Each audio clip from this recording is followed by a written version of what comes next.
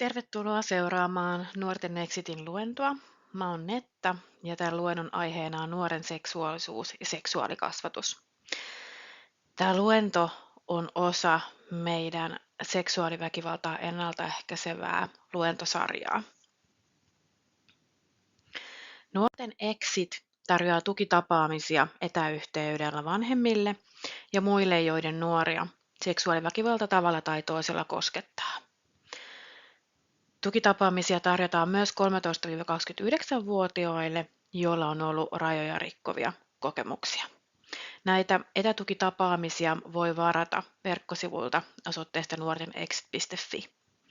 Samasta osoitteesta löytyy myös nettikirjepalvelu, jossa voi nettikirjeen kirjoittaa kellon ympäri sekä kysyjäluepalsta. Lisäksi sieltä löytyy perustietoa seksuaaliväkivallasta niin nuorille, nuorten läheisille kuin nuorten parissa työskenteleville ammattilaisillekin. Nuorten Exit tekee myös kouluvierailuja yläkouluihin ja toisen asteen oppilaitoksiin sekä erilaisiin nuorten tapahtumiin ja kouluttaa nuorten parissa työskenteleviä ammattilaisia. Kaikki palvelut on maksuttomia ja niistä voi lukea lisää osoitteesta nuortenexit.fi. Maailman terveysjärjestö WHO määrittelee seksuaalisuuden näin. Seksuaalisuus on keskeinen osa ihmisyyttä kaikissa elämänvaiheissa ja se käsittää sukupuolen, sukupuoli-identiteetin ja sukupuoliroolit, seksuaalisen suuntautumisen, erotiikan, mielihyvän, sukupuolisuhteet ja lisääntymisen.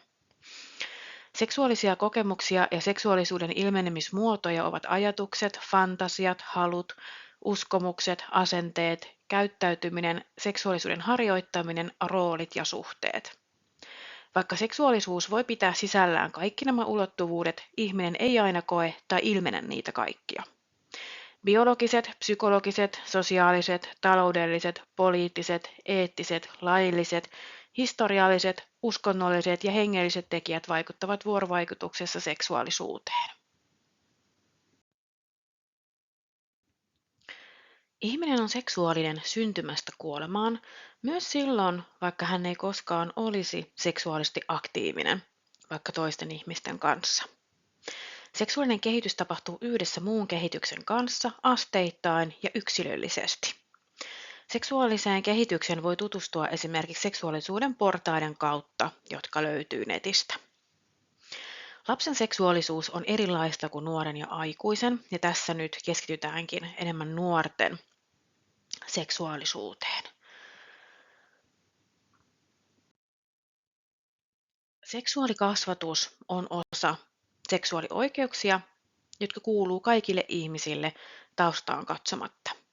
Seksuaalikasvatusta tarvitaan läpi elämän, eri elämäntilanteissa, mutta sen tarve korostuu nuoruudessa, kun seksuaalisuus herää uudella tavalla, tulee murrosikä. Elämässä on kaiken näköistä myllerrystä.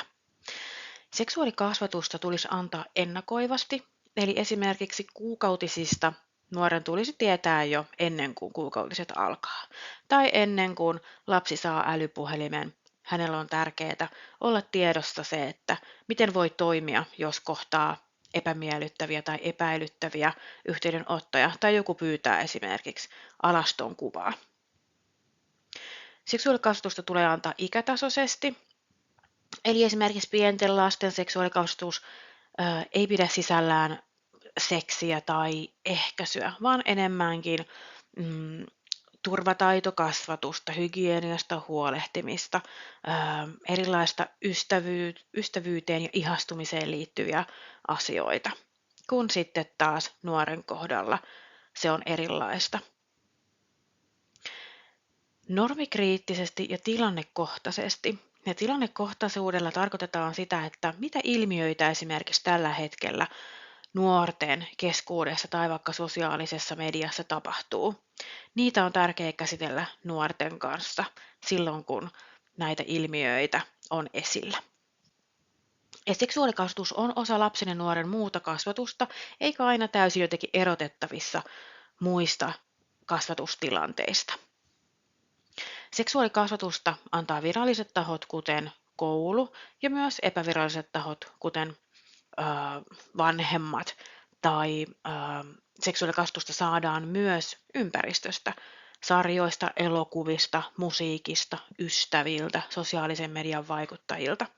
Ja sen takia onkin tärkeää, että nuoren vanhemmat tai muut läheiset myös ottaa vastuuta seksuaalikasvatuksesta, jotta se ei typisty pelkästään koulussa annettavaan seksuaalikasvatukseen tai jää sen varaan, mitä nuori saa, mitä hänen eteensä tulee esimerkiksi sosiaalisessa mediassa. Koska ne tiedot, mitä sosiaalisessa mediassa tai sarjoissa, elokuvissa tulee vastaan, niin ne voi olla virheellisiä. Eli on tärkeää, että nuoret saa sitä paikkaansa pitävää oikeaa tietoa. Seksuaalikasvatus toimii myös ennaltaehkäisevänä asiana, kun puhutaan seksuaaliväkivallasta. Eli mitä enemmän nuorella on tietoa seksiin ja seksuaalisuuteen, omiin oikeuksiin ja velvollisuuksiin liittyen, niin sitä helpompaa hänen on tehdä valintoja ja ratkaisuja omaan elämään liittyen. Ja hän myös tietää, mitä seurauksia hänen ratkaisulla on myös muiden kohdalla. Seksuaalikasvatuksen tavoitteena on siis turvata nuoren tasapainoinen kasvu ja kehitys ja tarjota nuorelle ne tiedot ja taidot seksuaalisuudesta ja seksistä, joilla hän voi tehdä omia päätöksiä ja elää tyydyttävää, hyvää elämää. Joskus vanhemmilla tai nuorten läheisillä on hankaluuksia puhua seksuaalisuudesta, seksistä ja seksuaaliväkivallasta nuoren kanssa. Ja siinä voi auttaa se, että aikuinen tutustuu omaan seksuaalisuuteen ja omiin kipupisteisiinsä. Ja sekin auttaa, että jos seksuaalisuudesta on puhuttu nuoren kanssa pienestä pitäen, jolloin on päässyt syntymään sellainen suhde nuoren kanssa ja semmoinen tavallaan kasvualusta, jossa näistä asioista on niin kuin normaalia ja luontevaa keskustella. Mutta semmoisissa tilanteissa, kun tällaista niin kuin pohjaa ei ole vielä rakennettu, niin on ihan ymmärrettävää, että 13, 14, 15-vuotiaan kanssa voi tuntua hankalalta puhua seksistä ja seksuaaliväkivallasta, jos siihen ei ole aiemmin totuttu. Siihen voi esimerkiksi auttaa se, että jättää vaikka jotain kirjoja tai mainoksia tai muuta luettavaa nuorelle, jos esimerkiksi nuori itse ei halua keskustella näistä asioista. Ja toinen on ottaa puheeksi tämmöisiä ajankohtaisia ilmiöitä ja niiden kautta avata keskustelua. Ja ne voi olla hyvinkin lyhyitä ja arkisia tilanteita, eli ei tarvitse istuttaa nuorta keittiön pöydän ääreen ja puhua näistä asioista, vaan voi esimerkiksi jonkun tekemisen aikana tai vaikka jos katsotaan yhdessä elokuvaa tai jotain sarjaa, niin sitä kautta siellä esiintyvistä asioista keskustella nuoren kanssa. Tai esimerkiksi sanoa, että hei, että mä luin uutisista, että seksitaudit on lisääntynyt hurjasti, että tässä korissa on läjäkondoomeja, että niitä voi vapaasti ottaa ja kannattaa harjoitella etukäteen, kun usein oikeassa tilanteessa saattaa jännittää aika lailla.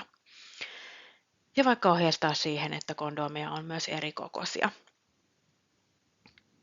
Ja tämmöisessä tilanteessa, jos nuori on halukas keskustelemaan, niin siinä voi ottaa puheeksi vaikka sen, että no millä tavalla kondoomista voi keskustella sen seksikumppanin kanssa ja mitä sitten, jos toinen ei esimerkiksi halukaan käyttää kondoomia tai ehdottaa, että seksiä harrastetaan ilman ehkäisyä. Tai esimerkiksi julkisuuden henkilöistä. Et kuulitko siitä, että julkisuuden henkilö X syytetään seksuaalista ahdistelusta? Et onko joskus itse kohdannut tämmöisiä epämiellyttäviä tilanteita? Tai mitä ajattelet tähän julkisuuden henkilöön liittyvästä tilanteesta? Jolloin on mahdollisuus kuunnella nuoren ajatuksia ja tunteita tähän tilanteeseen liittyen ja antaa myös sitä oikeaa tietoa. Sosiaalinen media on yksi, minkä kautta voi herätellä keskustelua esimerkiksi somekiusaamisesta. Tai vaikka ollaan ihan vain utelias, että mitä somealustoja nuori nykyään käyttää. Että hei, tapahtuuko siellä TikTokissa paljon seksuaalista häirintää? Mä kuulin, että aikuiset yrittää sitä kautta ottaa yhteyttä nuoriin tai saattaa pyydellä vaikka alaston kuvia, että tiedethän, ettei tuntemattomille kannattaa lähettää itsestään kuvia tai lähteä tapaamaan ketään. Ja voit aina kertoa, jos kohtaat jotain epämiellyttävää, oli tilanne mikä tahansa. Eli on tärkeää aina tuoda esille sitä, että nuori voi tulla puhumaan tämmöisistä asioista, vaikka hän olisi itse ollut aloitteellinen tai vastannut johonkin viestiin tai toiminut jonkun ohjeen vastaisesti.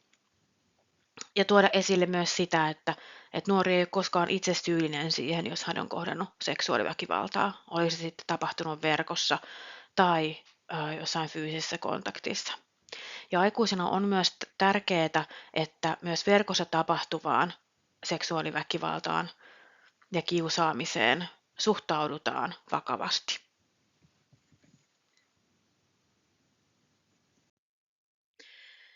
Omaan seksuaalisuuteen tutustuminen voi auttaa seksuaaliväkivallasta puhumista nuorten kanssa. Eli silloin, jos näistä aiheista puhuminen tuntuu hankalalta, niin voi pohtia vaikka sitä, että minkälaista seksuaalikasvatusta on itse saanut. Onko se seksuaalikasvatus ollut riittävää vai puutteellista? Onko se perustunut tutkitulle tiedolle vai esimerkiksi pelottelulle? Minkälaisessa ympäristössä on kasvanut? Miten siellä on suhtauduttu seksiin ja seksuaalisuuteen ja millä tavalla se vaikuttaa omaan elämään tällä hetkellä? Ja minkälaista seksuaalikasvatusta ja kasvuympäristöä haluaa tarjota omalle lapselle? Me ei voida vaikuttaa siihen, minkälaista seksuaalikasvatusta me aikuiset ollaan saatu nuorena tai lapsena, mutta me voidaan vaikuttaa siihen, että minkälaista seksuaalikasvatusta me annetaan meidän omille lapsille tai muille läheisille. Ja siihen on esimerkiksi seksuaalianamneesi hyvä työkalu, jos haluaa tutkia omaa seksuaalisuuttaan, senkin löytää verkosta. Sen kautta voi tutkia omaa seksuaalihistoriaa ja tarvittaessa olla yhteydessä sitten asiantuntijoihin, esimerkiksi vaikka seksuaalineuvontaan tai vaikka työterveyteen ottaa yhteyttä, jos on jotain sellaisia asioita, josta haluaa ammattilaisen kanssa keskustella. Että meidän omat kokemukset seksistä ja seksuaalisuudesta, koetusta seksuaaliväkivallasta vaikuttaa usein siihen, että kuinka helppoa tai vaikeaa meidän on puhua nuorten kanssa näistä aiheista. Ja sen takia omaan seksuaalisuuteen ja seksuaali- ja traumahistoriaan tutustumisesta voi olla apua. Ja ajattelen, että tässäkin on tarpeen usein sellainen itsemyötätunto. Että jos näistä asioista puhuminen on hankalaa, niin sekin on ihan ok. Nuorille voi kertoa, että mä olen itse saanut tämmöistä ja tällaista seksuaalikasvatusta, jonka takia mun on välillä vähän vaikea puhua näistä asioista, mutta mä haluan, että sulle nämä asiat olisi luonnollisia ja koen tärkeäksi, että puhutaan näistä asioista yhdessä. No toki meillä on sitten tilanteita, jolloin nuori on se, jolle on hankala näistä asioista puhua, ja silloinkin on toki tärkeää kunnioittaa nuoren omia rajoja. Mutta miettiä, että no mitkä ne tavat on, jolla nuorille tätä tietoa pystyy antamaan. Esimerkiksi vaikka se, että pyytää nuorta vaikka lukemaan Nuorten Nextin verkkosivuja tai jotain muuta ajankohtaista sivustoa tai kuuntelemaan jotain vaikka videota tai podcastia tai muuta. Tässä vielä lähteitä ja luettavaa.